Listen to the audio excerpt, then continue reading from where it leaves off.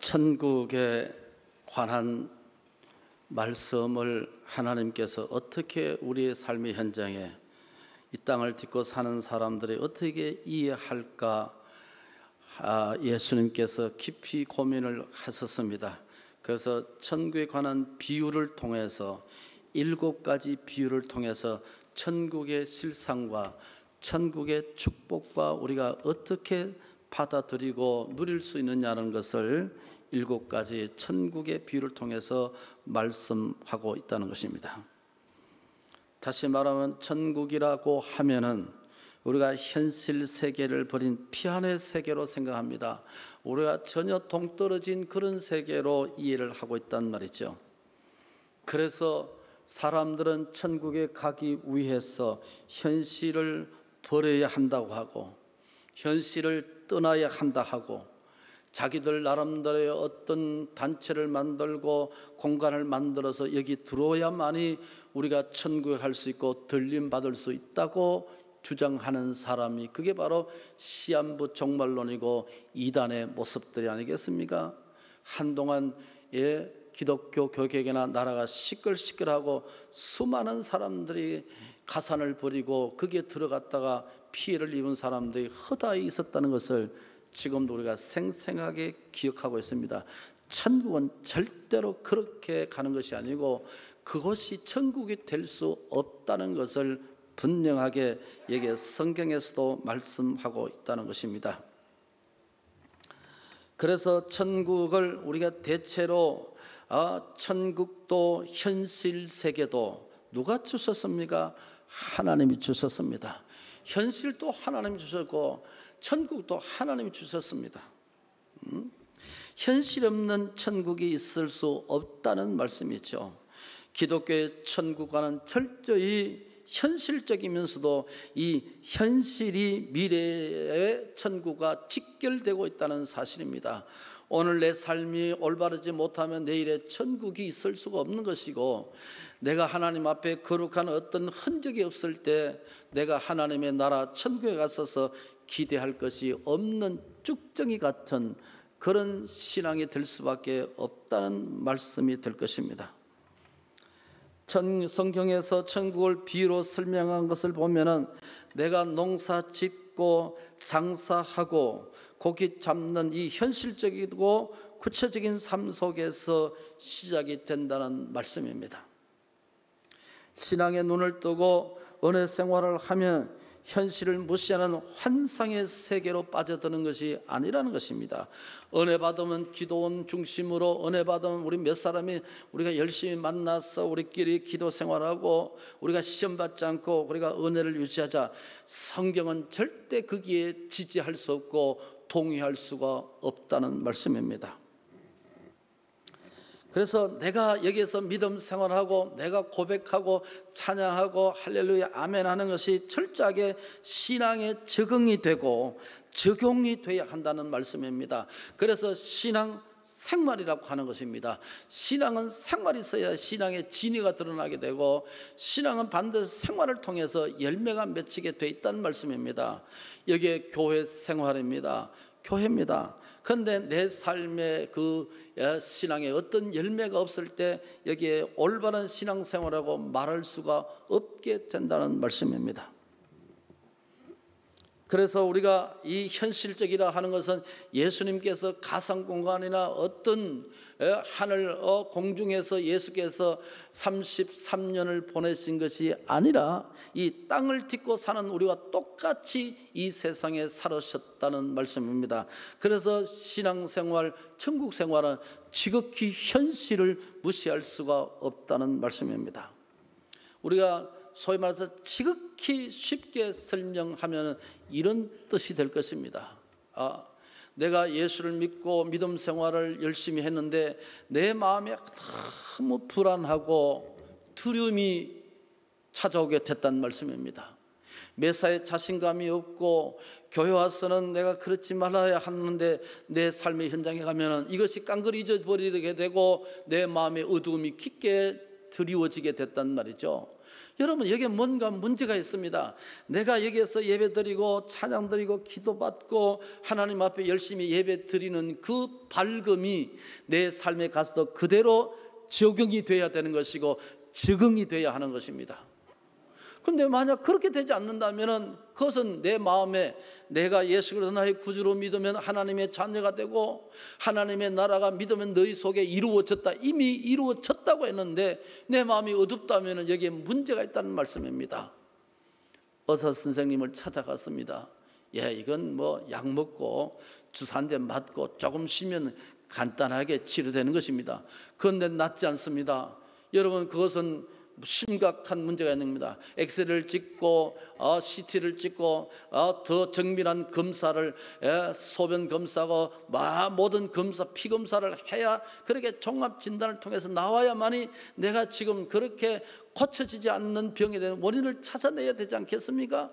여러분, 신앙생활도 우리가 왜 천국이 이루어져야 된다고 성경에서 말하고 성경은 현실적이라고 말하는데 내 삶의 현실은 그것이 왜 이루어지지 않느냐 하는 그 부분을 여러분 심각하게 찾아내서 해결해야 한다는 말씀입니다. 성경은 은혜고 성경은 은총이고 성경은 평강이고 참된 기쁨과 은혜가 넘친다는데 내 마음과 전혀 동떨어진 현상이 일어난다면 여기에 뭔가 문제가 있는 것입니다. 내가 먹고 마시고 직장 생활하고 일하고 아이 낳고 이런 구체적인 삶의 현장에서 천국이 시작이 돼야 된다는 말입니다. 집에 가면 가족이 지옥 같다, 내가 지옥 같은 인생을 살았다, 내가 교회만 없는데 가정에 가고 내 직장에 가면 지옥 같아, 그러면 내가 뭐하러 교회 다니냐는 것입니다. 그러면 가정을 다 끊어버리고 직장 끊어버리고 교회 생활한다, 이건 성경에서 지지할 수 없는 신앙관이 될 수밖에 없는 것이죠.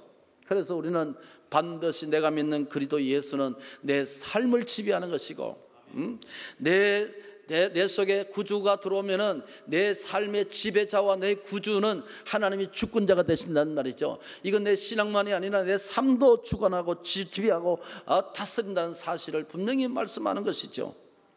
그러면 천국에 대한 우리의 신앙적 태도를 우리가 쉽게 몇 가지 묵상할 수가 있을 것입니다. 첫째는 우리가 분명하게 말씀드리는 건 천국은 분명히 있다는 것입니다. 천국은 분명히 존재하신다는 말씀입니다. 성경은 천국에 관한 내용입니다. 땅의 이야기지만 결국 천국과 연결된 내용입니다. 현실이 이야기하지만 미래와 연결된 이야기인 것입니다. 결국에는 아브라함을 이야기하지만 아브라함의 하나님을 이야기하듯이 말이죠. 요셉을 이야기하지만 요셉의 하나님에 대해서 말하는 것이고 요셉이 이룬 그 가정의 행복은 하나님이 주신 하나님의 천국을 말씀하는 것 아니겠습니까? 그러면 믿음의 선진들이 천국의 소망으로 어려운 세상을 이겼다는 말씀입니다. 그러면 역사의 말씀은 뭡니까? 역사는 지나간 것이지만 우리가 체험할 부분이 있다. 이들이 이겼다면 동일한 하나님, 동일한 성경, 동일한 구주 예수라면 우리도 동일하게 이길 수 있다는 개연성을 분명히 말씀하는 거 아니겠습니까? 나 아브라함이 이겼으면 요셉이 이겼으면 나도 이길 수 있다고 믿는 것이 믿음인 것입니다. 믿음은 수천 년의 사건을 한 시대에 묶는 것입니다. 믿음은 내가 현재 믿으면 미래의 천국이 이루어지는 것 아니겠습니까? 그것이 믿음의 속성이란 말이죠. 천국을 확신하는 자만이 현실의 소망으로 살아갈 수가 있다는 것이죠. 자, 이 천국은 상당히 난해하고 어려운 것이지만 성경은 우리의 언어로 내 삶의 현장으로 이야기할 수 있고 이해할 수 있다고 분명히 말씀했으니까 쉽게 설명을 하면 이런 뜻도 될 수 있지 않겠어요? 저는 시골에서 자랐습니다. 초등학교 다닐 때 서울에 한 번 가 보았으면 소원이 없겠다는 어린 때 생각이 있었습니다. 라디오에나 사람들을 통해서 간간히 들은 소문은 서울에는 빌딩이 높다고 하더라, 사람들이 그렇게 엄청나게 많고 먹을 것 마실 것 많다고 하더라. 이 먹을 것 마실 것 보릿고개 세대니까 말이죠, 그게 꽂힌 것입니다. 이야, 거기가 먹을 것 마실 것 많구나, 이렇게 생각을 했습니다. 그렇게 갈 수 있는 기회가 없지 않습니까? 촌놈이 어떻게 초등학생이 갈 수 있습니까? 가난한 집안에서. 제가 초등학교 때 일이었습니다. 제 작은 누나가 서울의 상도동에 있는 이모 집에 간다는 것입니다. 그런데 원래 저하고 한 3살 터울 되는데 제가 워낙 사람이 좋으니까 누나는 저를 만날 두드려 팼습니다.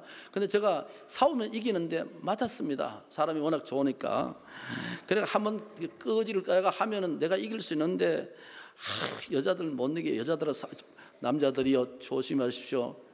여자들 조심하십시오. 아이고.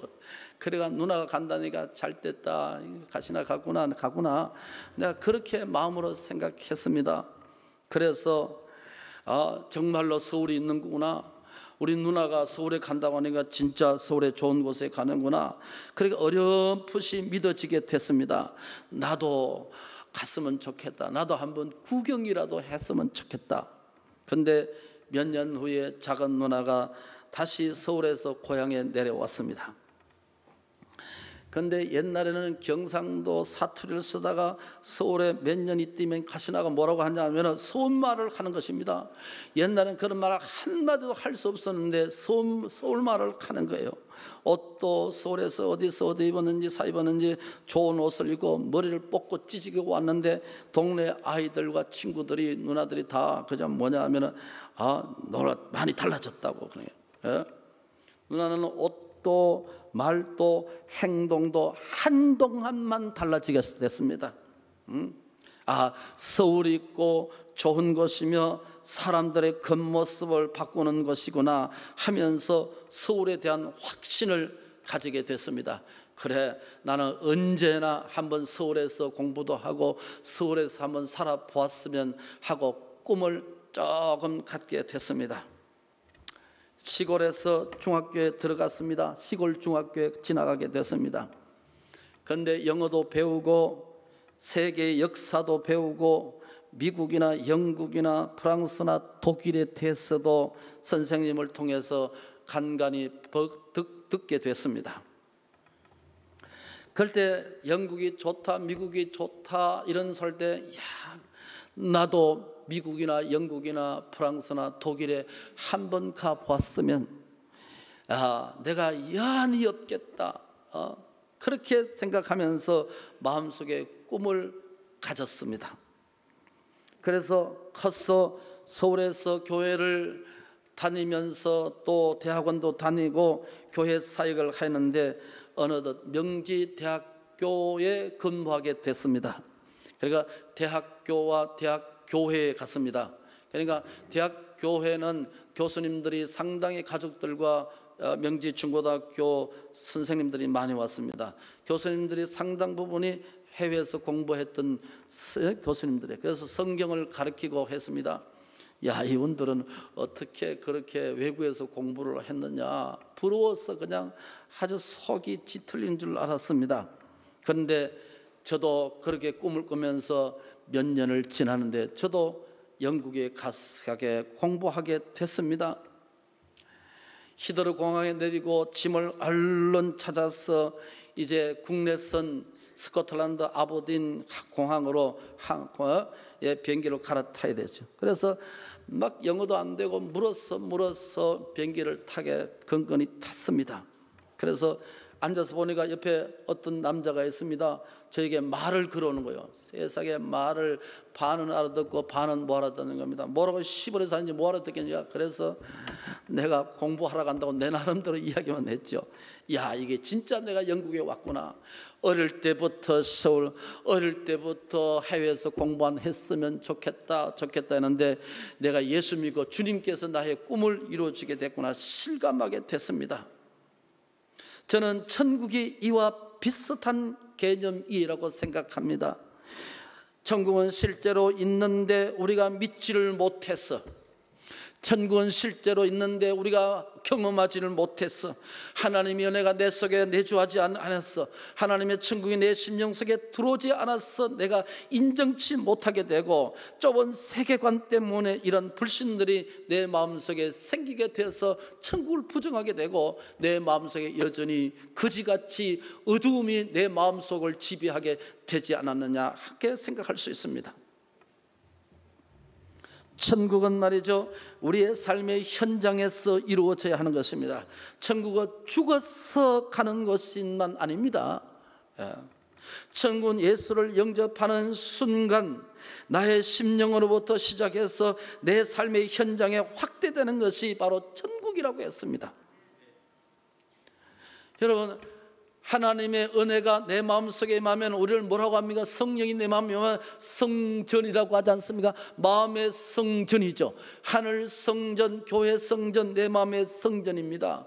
누가에서 하나님의 성령이 거하면 성전이란 말이죠. 예수가 내 마음속에 거하면 하나님의 나라가 이미 너에게 이루어졌느니라고 말씀하셨습니다. 그러면 어두움이 떠나가게 되고 내가 고민과 갈등이 사라져야 되고 내 마음속에 무겁게 짓누르는 고통과 고민거리가 사라져야 지극히 당연한 거 아니겠습니까?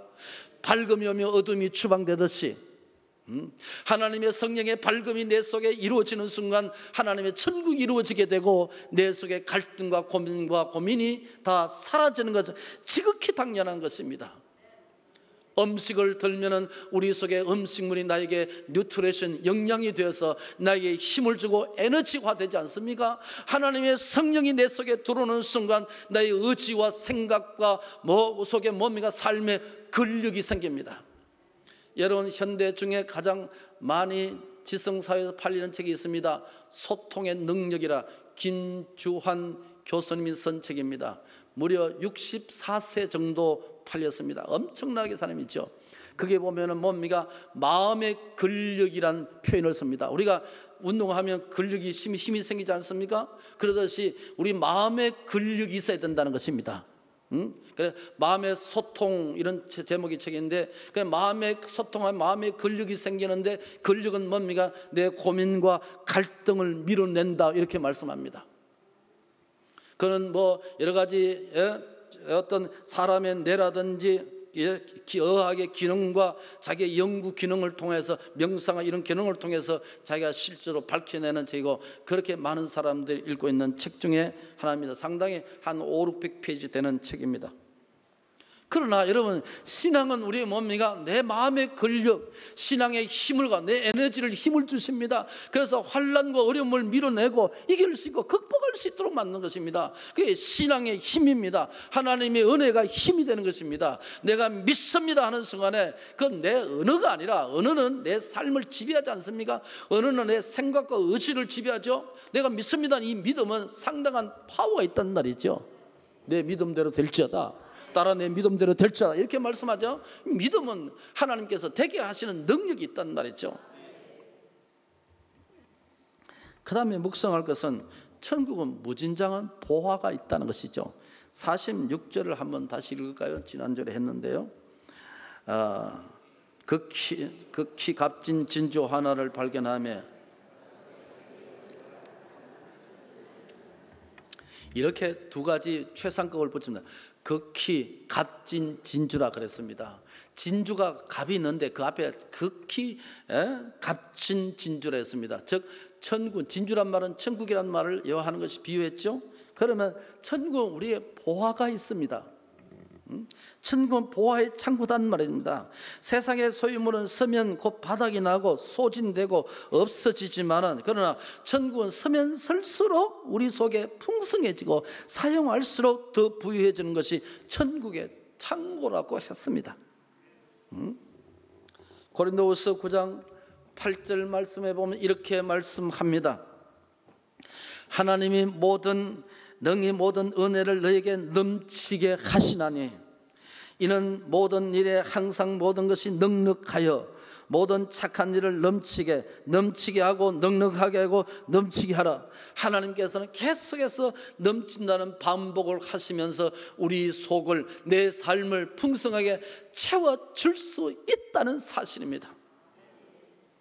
부유하신 하나님을 믿고 살면 언제든지 어떤 상황 속에서든지 자유나 평화나 강건함이나 당당함과 부족함이 없도록 하나님께서 채워주신다는 말씀이에요. 그래서 다윗은 여호와는 나의 목자시니 내가 부족함이 없으리로다. 코끼리에게는 과자 한 상자 가지고는 만족하지 않습니다. 적어도 한 하루에 약 한 1톤 정도는 먹어야 된다고 하는 코끼리 아니겠습니까? 과자 한 봉지가 만족하겠습니까? 우리 영혼을 하나님께서 만드시기를 이 속에 어떤 것으로도 만족할 수 없도록 만드십니다. 주의 영, 내주하시는 성령만이, 하늘의 만나와 매출함만이 내 영혼 속에 들어야만이 내가 감사합니다, 만족합니다, 부족함이 없습니다, 이렇게 말씀합니다. 다윗이 시편 40편에 쓴 것은 언제 씁니까? 광야 생활하면서 먹을 것 마실 것 부족하더라도 영혼이 채워지니까 하나님 부족함이 없습니다, 할렐루야, 감사하게 되는 것입니다. 이게 우리의 심령이란 말씀이에요. 히브리서 4장 16절에도 그렇죠. 그러므로 우리가 긍휼하심을 얻고 때를 따라 돕는 은혜를 얻기 위하여서 은혜의 보좌 앞에 담대히 나가 얻어야 됩니다. 얻기 위해서, 우리가 하나님 앞에 얻기 위해서 은혜의 보좌 앞에 나오는 것입니다. 하나님 앞에 나오는 것입니다. 그래요. 브라질의 아마존 강 하구는 마치 바다와 같이 넓다고 하지요. 그래서 바다로 착각할 정도로 그렇게 아주 넓다는 것입니다. 한 번은 대서양에서 폭풍을 만난 배 한 척이 며칠 동안이나 표류하다가 아마존 강 하구에 다다르게 됐습니다.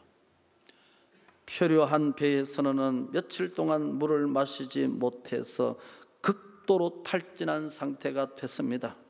이제 곧 물을 마시지 못하면 다 죽게 될 그런 위기의 상황이죠. 그때 마침 배 한 척이 지나가고 있습니다. 사람들은 힘을 다해서 손을 흔들면서 헬프 그러면서 물을 달라고 소리를 쳤습니다. 그때 지나간 배에 있는 사람이 여기가 아마존 강이요, 맑은 강물이요, 한복판에 당신들이 왔으니까 지금 당장이라도 퍼마시면 아무런 문제가 없는 강물입니다. 여러분, 마치 그와 같습니다. 하나님의 은혜는 강물 같습니다. 아마존 강물 같습니다. 맑은 강물인 것입니다. 태화 강물이 맑듯이 말이죠. 저 가지산 어느 한 곳에서 똑똑 떨어지는 방울방울 물이 이 가지에서 저 꼴짝에서 만나고 서로 손을 잡고 어깨동무하여서 태화 강물이 됐지 않았습니까? 여러분, 하나님의 은혜는 그보다 더 풍성한 것입니다. 아마존 강물보다 더 풍성하게 우리가 구하면 주시고 하나님을 찾으면 찾아지고 두드리면 열리시는 하나님의 거룩한 역사가 일어날 줄로 믿습니다. 이것이 하나님의 나라와 천국이라는 것이죠. 빌립보서 4장에서 그랬습니다. 나의 하나님이 그리스도 예수 안에서 영광 가운데 그 풍성한 대로 너희 모든 설 것을 채우시리라. 설 것을 채우시리라. 천국의 비유 가운데 오늘 마지막이죠. 천국은 마치 어부가 고기를 잡기 위해서 바다에 그물을 던지는 것과 같다고 했습니다. 다 같이 47절을 읽읍시다. 또 천국은 그물과 같으니 그랬습니다. 마태복음은 그물을 두 가지로 이야기하고 있는 것 같습니다. 마태복음 4장 18절 말씀에 보시면 갈릴리 해변을 다니시다가 두 형제 베드로 하는 시몬과 그 형제 안드레가 바다에 그물을 던지는 것을 예수께서 보시니 그들은 어부라. 자, 그럼 여기에서 그물은 뭐냐 하면은 손 그물을 의미하는 것 같습니다. 손으로 줄을 잡고 머리 위를 올려서 그물을 마치 우산처럼 넓게 펴서 던지는, 그렇게 고기를 잡는 것 있지 않습니까? 그리고 잡은 후에는 그물을 사잡아 끌어올리는 것, 이것을 마태복음 4장 18절에 말씀하는 것입니다. 그러나 오늘 47절의 말씀은 그런 그물은 아닌 것 같습니다. 저인망 그물이라 할까요? 소위 말해서 후리질 방법이라 이런 표현을 쓰고 있습니다. 그러면 우리나라의 서해안에 중국 사람들이 서해안에 있는 많은 그 고기들을 어떻게 했습니까? 저인망식으로 그냥 싹쓸이 해버리죠. 그렇게 하니까 고기 씨가 말라버리는 것입니다. 우리 영해에 들어와서 고기 잡고 해경이 때문에 도망가 버려. 이게 아주 그냥 죽을 맛이죠. 어민들의 수입이 확 줄어들어 버립니다. 예. 이걸 우리가 보통 저인망이라 그러고 후리질이라 그렇게 말을 한다는 것이죠. 그러니까 손거물보다도 훨씬 큰 거물을 바다에 던져 넣어서 여러 척의 베개에 와서 사람들이 그물을 끌어 올려서 고기를 잡는 방법을 47절에 말씀하고 있는 것 같습니다. 이 방법으로 하면은 고기를 대량으로 잡게 되고 여러 종류의 고기를 한꺼번에 몰아들일 수 있습니다. 그래서 그 물들을 무태까지 끌어올려서 좋은 고기, 나쁜 고기, 큰 고기, 작은 고기를 구분하여서 골라내기 시작하겠죠. 그런데 예수님께서 왜 천국을 고기 잡는 그물에 비유하였을까 하는 것입니다. 첫째, 하나님은 그물을 자기 백성을 자기 품 안에 돌아오도록 인도하시는 역할이죠. 고기를 잡아서 그물을 통해서 고기를 모아오듯이 여기에 하나님의 사람이 있고 하나님의 선택이 있다는 것입니다. 우리가 원하든 원치 않든 다 하나님의 그물에 걸린 사람들입니다. 하나님의 섭리, 하나님의 뜻에서 우리가 예수 믿게 되었습니다. 예수 믿는 것은 우리의 뜻은 전혀 없었습니다. 교회는 상상도 하지 못했습니다. 그런데 우리가 여기 앉아있고 하나님을 아버지라 부르짖는 게 이게 무슨 일입니까? 이건 내 뜻하고는 상관이 없는 것입니다. 하나님이 여기 앉도록 만들고 하나님의 자녀가 된 것은 내 뜻하고 상관이 없습니다. 하나님의 뜻입니다. 신의 뜻입니다. 전능하신 하나님의 계획이란 말씀입니다. 이렇다면 여기 이제 따라오는 것이 있습니다. 내가 살고 죽는 것은 내 의지하고 상관없습니다. 하나님의 손에 달려 있습니다. 그러면 여기에 살아 계시죠? 여기 앉아 계시죠? 이건 누구 뜻입니까? 하나님의 뜻입니다. 나이가 많으면 일찍 돌아가시고 나이가 적으면 그렇지 않습니까? 하나님의 부르심은 그가 상관이 없는 겁니다. 하나님 두 가지 부르심이 있습니다. 하나님 뭡니까? 우리를 자녀로 부르심입니다. 하나님 두 번째는 뭡니까? 천국의 죽음의 부르심이 있습니다. 천국에 들어오도록. 그럼 여기 살아있는 이 자신은 뭡니까? 하나님이 살려주신 오늘입니다. 귀하지요. 하나님이 살려주셨으니까 귀한 생명입니다. 누구도 간섭할 수 없고 누구도 건드릴 수 없는 것입니다. 그래서 하나님의 건물에 걸려 들었습니다. 그러니까 우리가 더 이상 그 고기는 더 이상 자기 마음대로 헤엄칠 수 없습니다. 운명의 시간이 다가오는 것입니다. 하나님은 역사의 거물을 움켜쥐고 우리를 당기기 시작합니다.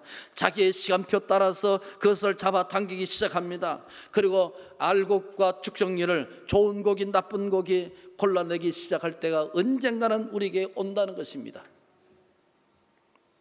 그물 안에 있는 고기는 처음에는 마음대로 놀겠죠. 나중에 그물이 점점 쪼여올수록 점점 운수신의 폭이 좁아지기 시작합니다. 이 세상의 종말이 다가올 때, 나의 운명의 시간이 다가올 때, 여러분 우리가 종말이라고 할 때 에스카톨로지, 종말이라는 것은 두 가지입니다. 내 개인의 종말, 죽음이죠. 이걸 두 번째 우주적인 종말입니다. 이 세상에 예수께서 이 세상에 심판하러 오실 때 이 우주적인 종말이죠. 두 가지입니다. 그러면 우주적인 종말은 우리가 아무도 알 수 없으니까 하나님 아신다는 걸 모르니까 우리의 삶과 죽음도 우리가 알 수 없습니다. 하나님이 그만 살고 오라 그러면 모든 것 뒤로 하고 가야 할 인생이라는 것이죠. 그러니까 하나님이 살려주신 이 하루가 너무 귀한 것입니다. 너무 축복된 날입니다. 여러분 어제 돌아가신 분은 뭐랍니까? 오늘 그렇게 살고 싶은 사람이 어제 돌아가신 것 아니겠어요? 그럼 오늘 우리에게 너무 귀한 것이죠. 사랑하는 사람, 친지, 형제, 아내, 남편, 자식, 부모 그렇게 더 살아셔야 되는데 매정하게 이 세상을 떠나는 것은 뭡니까? 삶과 죽음은 그렇게 매정하고 귀한 것입니다. 하나님이 우리의 생명을 살려주셨단 말이죠. 아멘 안 한 사람은 빨리 돌아가십니다. 다시 합니다. 하나님이 축복하십니다. 할렐루야. 오래 살기를 축복합니다. 오래 살고 싶은 사람들이 대다수입니다. 지구의 재앙이나 인류의 종말이 다가오는 느낌을 막연하게 들지 않습니까? 여러분 기후의 변화가 있는데 사람들이 느끼는 것이 뭡니까? 이야, 이 세상에 종말이 오는 것 같으라. 이렇게 사람들 하죠. 어부가 그물을 가지고 물가를 끌어내서 좋은 것을 담고 못된 것은 다 내버리니라. 우리가 다 이렇게 살다가 죽으면 끝나는 것이 아닙니다. 우리들이 살아온 그대로 심판을 받는다는 것이죠. 내가 살아온 그대로 심판을 받습니다. 자, 오늘 여러분들이 이렇게 사십니까? 과거의 삶의 결과물 이렇게 사는 것입니다. 그렇잖아요? 여러분, 내가 과거에 그렇게 열심히 뭔가 했는데 오늘 그렇지 않습니까? 억울하지 않으세요? 여러분, 내 삶의 과거 때문에 현재가 있는 것이고 내 미래는 뭡니까? 현재 보면 미래가 결정되는 것 아니겠어요? 아이들이 성공할까 안 할까는 여러분 무엇입니까? 현재 보면 대차 거의 80~90% 알 수 있습니다. 열심히 한다든지 열심히 자기 일하고 열심히 공부하면 아이들에게 길이 열리게 돼 있죠. 저희 민주국가에서는 그것이 보장된 나라입니다. 그래서 우리가 예수 믿는 것은 엄벙덤벙 믿으면 안 되는 것이죠. 내가 직장생활이나 내가 가정생활이나 모든 생활은 뭡니까? 열심히 해야 하듯이 신앙생활도 역시 마찬가지입니다. 최선을 다해서 하는 거죠. 왜냐, 이게 생명이 있고 하나님의 나라가 있고 하나님의 축복이 달려있기 때문에 그렇습니다. 글쎄요, 우리 집사님 집에 갈비탕이죠. 아마 제가 우리 집사님이 앉아 계셔서 그런 게 아니라 참 갈비탕 맛있어요. 우리 교육자들은 토요일 날은 이제 저하고 같이 밥 먹는데, 야, 어디 가자, 갈비탕. 야, 갈비탕 너무 가니까 자꾸 돈을 안 받아서 미안해서 못 가다. 한 달에 한 번씩만 가자. 근데 우리 집사님이 언제 한번 이야기했어요. 뭐 좋은 고기 받아오기 위해서 부산에 일찍 가서 뭐 기다리고 그러니까 정성을 다해서, 그러니까 다른 데 먹어보는 것하고는 왜 맛이 다른 거예요. 우리 집사님 진짜 갈비탕 한번 먹어보세요, 여러분. 안 가도 됩니다. 줄을 서서 표를 받고 기다리겠다. 저 야암동에 저기에 표를 받고 기다린다니까. 아직도 안 가봤어요? 아이, 나쁜 사람들이네. 아주. 우리 장로님들 다 가봤으니까 진짜 맛있습니다. 고기도 많고. 저 왔다고 많은 준 것에는 다 고기가 많다고 합니다. 예. 제가 양재 가서 갈비탕 먹었는데 거기에 2점 나눠서 그게 돈을 12,000원, 11,000원 받더라고. 학생들에게 그렇게 비싸게 받아. 근데 무엇입니까? 그러니까 심는 대로 열심히 한 대로 맛이 나게 돼 있는 것입니다. 맛이 나게 돼 있는 거예요. 그것 없이 어떻게 그렇게 우연히 그렇게 맛있게 되는 것입니까? 예. 여러분, 의인은 의인대로, 불의한 자는 불의한 대로 심판을 받습니다. 내가 심는 대로, 내가 기도한 대로, 내가 부른 대로, 내가 두드린 대로 열려지게 되는 것입니다.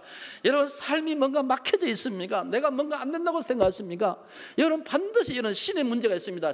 하나님과 나의 관계에 문제가 있다고 생각하시오.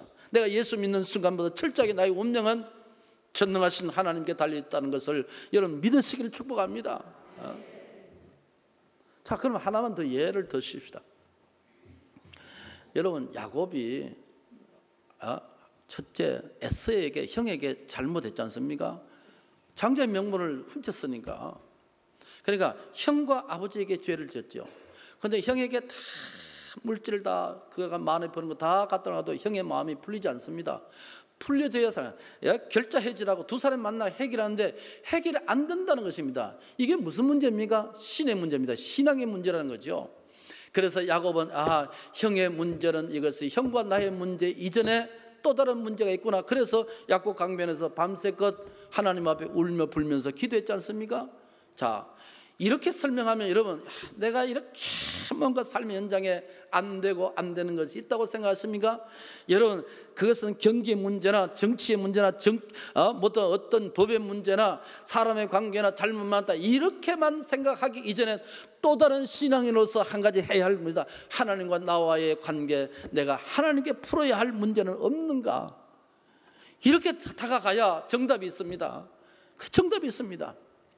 내 인생의 복잡한 인생사에서 정답은 인간에게 없습니다. 하나님이 가지고 있었습니다. 지난 밤에 기도를 하다가 돌에불에서 넘어져서 아주 크게 고통당했어요. 아이, 재수없다. 재수 없을까요? 아니죠. 밤이 캄캄한데 올라갔습니다. 그런데 올라가다 댕탕 그냥 이게 6kg, 7kg가 넘어지니까 부당탕 다니까 후배 목사님 이게 무슨 일? 아이고 이제 오지 맙시다, 가지 맙시다. 하나님 뜻이 아닌가? 여러분, 그것을 하나님 뜻으로 보면 안 되죠. 내가 실수했으니까. 여러분, 그렇게 뭐든지 그렇게 신앙을 엮어버리면 여러분 정답이 없습니다. 해결점이 없습니다. 내가 실수해서 넘어진 건 실수입니다. 그러나 내 실수를 통해서 하나님 앞에 신앙의 점점을 찾아야죠. 조심해야지. 앞으로 조심해야지. 그러면 어두울 때는 뭔가 조심해서 내가 두드리면서 그렇게 조심해 가야지. 이렇게 되면 그거 하나님의 뜻하고 연결시킬 수는 없는 것이죠.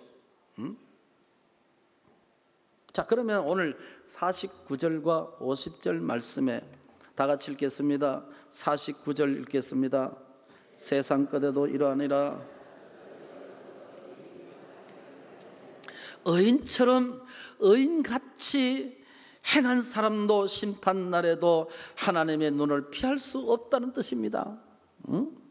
잘 믿는 척 하셔도 하나님은 썩지 않으십니다. 한 번밖에 살지 못하는 인생을 좀 더 경건하게 열심히 살아야 후회 없는 인생을 살 수 있지 않겠습니까? 한번 우리가 뒤돌아보니까 그때 왜 좀 더 공부 더 할까? 좀 더 목회를 좀 더 열심히 했을까? 이런 생각이 들 때 있고, 여러분도 그렇지 않겠습니까? 인생은 자기가 살아온 삶의 흔적이 반드시 남습니다. 여러분, 우리가 흔적을 지울 수 없는 것이 이 세상에 두 가지가 있습니다. 하나는 성적 지울 수 없습니다. 또 하나는 허적을 지울 수 없습니다. 아까 제가 말씀대로 부끄러운 일 같이 고등학교 야간 고등학교 나왔잖아요. 대학을 가고 성적표를 띄워라 그런단 말이죠. 그래서 성적표 올 때니까 전부 다 50점, 60점, 70점, 50점, 60점. 세상에 이게 뭡니까? 예, 이게 그래가 교문과에 내니까 아니 신학 하려는 사람이 이게 뭡니까 그러더라고. 아이 창피스러워서 그냥 내 고등학교 2학년 3학년의 성적은 그렇습니다. 노가다 하다가 공부했으니까 공부가 제대로 됐겠습니까? 큰거니 졸업장을 받았는데 여러분 그렇습니다. 내가 살아온 내가 공부한 흔적은 고스란히 남아 있습니다. 내 삶의 흔적은 남아 있습니다.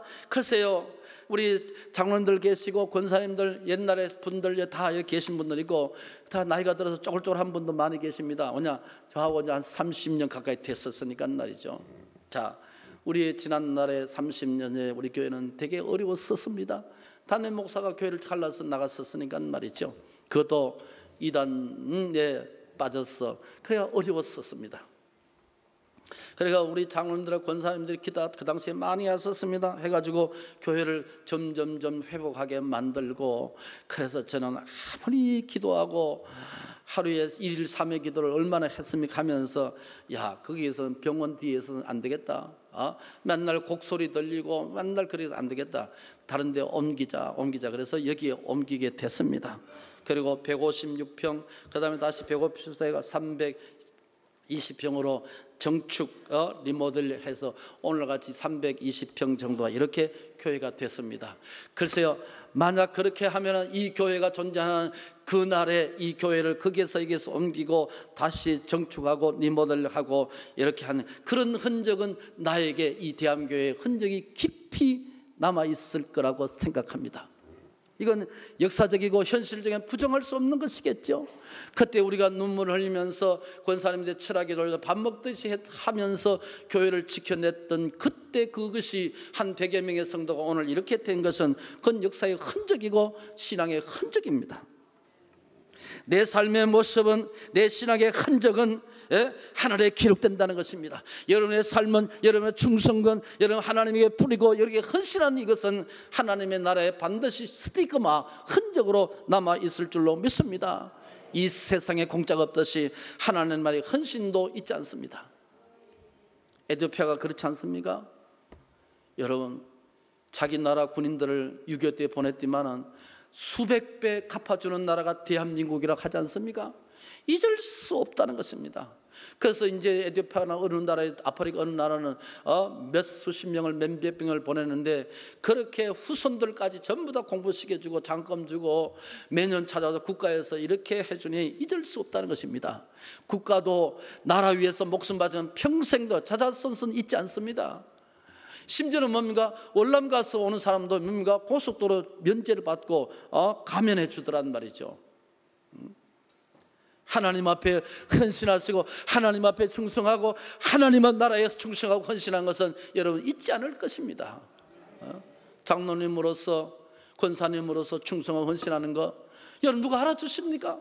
그러나 하나님은 알아주시고 그 노고를 취하고 계시고 자자손손 하나님의 분명하게 잊지 않고 복을 주실 줄로 믿습니다. 나는 복을 못 받았다 할지라도 그 복이 내 후손에게 넘어간다면 영광이 아니겠습니까? 영광이 아니겠어요?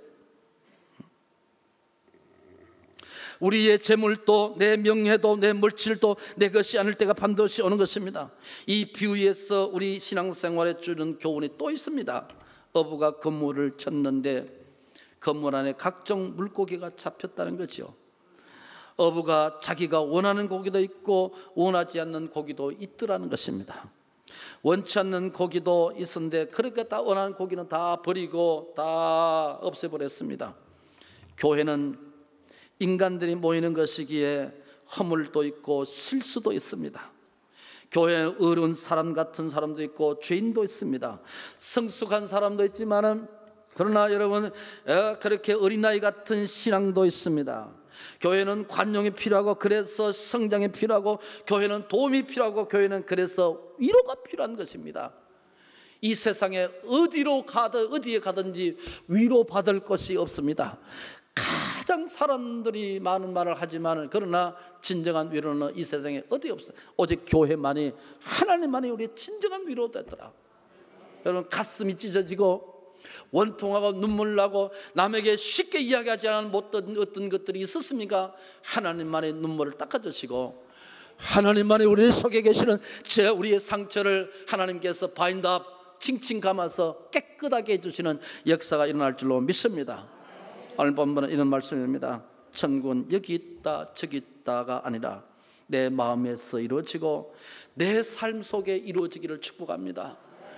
어둡고 거지 같고 스트레스가 쌓이고 도무지 견딜 수 없는 것들이 하나님의 천국을 맛보고 여러분의 삶의 현장에 천국이 이루어지기를 예수의 이름으로 축복합니다. 여러분 우리 장로님 오늘 국회에 나가시지만 국회를 보면 마치 지옥 같은 거예요. 국민들이 아이고 언제 저렇게 좀 되겠나 언제 되겠나 그렇게 국민들이 생각하지 않습니까? 그것도 다 하나님의 나라가 임하게 되고 이루어지게 되고 여러분 생활도 그렇게 천국이 이루어지는 그러한 역사가 임하기를 축복합니다. 누구십니까? 그러니까 남편을 뭐라 그러죠? 왼수라고 하죠. 왼수. 왜 왼수가 아니라 여러분 사랑하는 남편이 되고 사랑하는 아내가 되기를 축복합니다. 두 번째, 천국은 엄청난 보물 창고가 있습니다. 은혜의 창고에 축복의 공간이 있습니다. 무엇이든 원하는 데 찾아 쓰고 무엇이든지 두드려서 찾아 쓰고 하나님 앞에 풍성한 역사가 넘치기를 예수의 이름으로 축원합니다. 짧은 인생입니다. 후회 없는 인생 사시기를 축복합니다. 짧은 인생 하나님 앞에 헌신하고 충성하는 것 하나님 잊지 않고 하나님께서 갚아주시는 리워드 보상하시는 하나님의 은혜가 있기를 예수의 이름으로 축복합니다. 이 말씀 기억하시면서 기도란 말이 말이죠. 하나님 언어를 주셨습니다. 언어는 말을 해야 내 생각과 의지력을 지배합니다. 하나님 오늘 목사님 말씀 주신 말씀을 기도 제목으로 삼고